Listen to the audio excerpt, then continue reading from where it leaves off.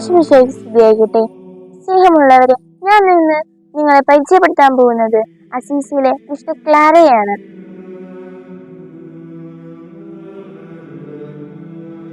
ഇറ്റലിയിലെ ഒരു പ്രഭു കുടുംബത്തിൽ 1794 ജൂലൈ 11 ക്ലാര ജനിച്ചു.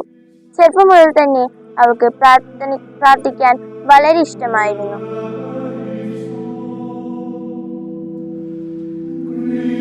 എങ്കിലും ഫ്രാൻസിസ് അസീസിയുടെ പ്രസംഗങ്ങളിൽ ആകർഷിക്കയായി തന്നെ ദൈവസ്നേഹത്തിന് സമർപ്പിക്കാൻ ആഗ്രഹിച്ചുകൊണ്ട് അവൾ വീട് വിട്ടിറങ്ങി.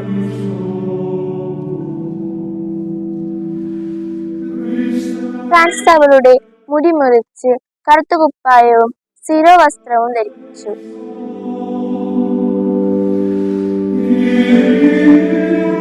ബെനഡിക്റ്റൻ സന്യാസിനി ഭവനത്തിൽ അവളെ താമസിപ്പിച്ചു. വൈകാതെ തന്നെ അവളുടെ സഹോദരി ആഗ്നസും അവളെ അനുഗമിച്ചു.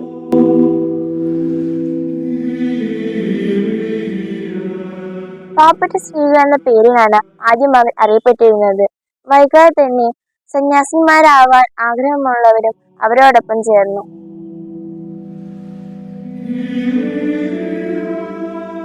ക്ലാരയുടെ സമൂഹം എന്ന പേരിൽ ഒരു സന്യാസി സമൂഹം പിന്നീട് രൂപം കൊണ്ടു.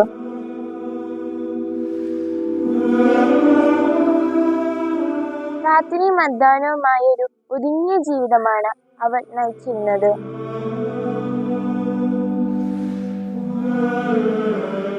അവൾ തന്റെ സമൂഹത്തിന് വേണ്ടി ഒരു നിയമവലിയും എഴുതിയുണ്ടാക്കി.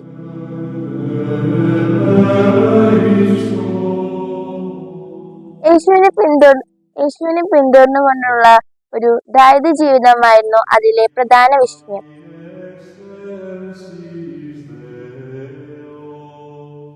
കഠിനമായ രോഗത്തെ തുടർന്ന് 1253 ഓഗസ്റ്റ് 11 ക്ലാര മരിച്ചു.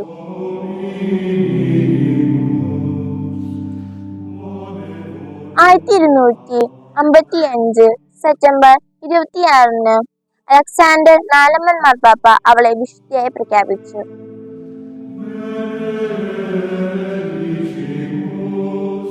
വർഷങ്ങളോളം വിശുദ്ധ കുർബാന മാത്രം ഭക്ഷിച്ചാണ് വിശുദ്ധ ക്ലാര ജീവിച്ചത്.